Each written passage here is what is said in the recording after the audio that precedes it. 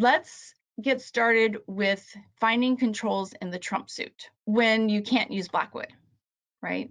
And that means you have a void. All right, so here we have an auction, 1 spade by south, 3 spades by north, and south jumps to 5 spades.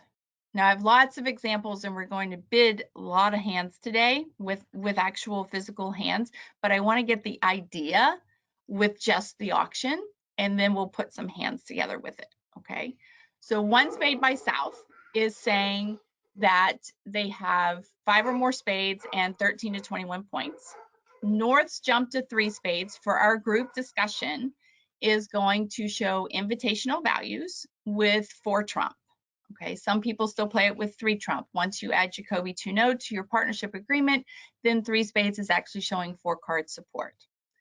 Then East passes, and South has a hand, and we're going to see South's hand coming up, but South has a hand that has all the suits stopped. Either they have a void in it or they have a solid suits in the hearts, the diamonds, and the clubs.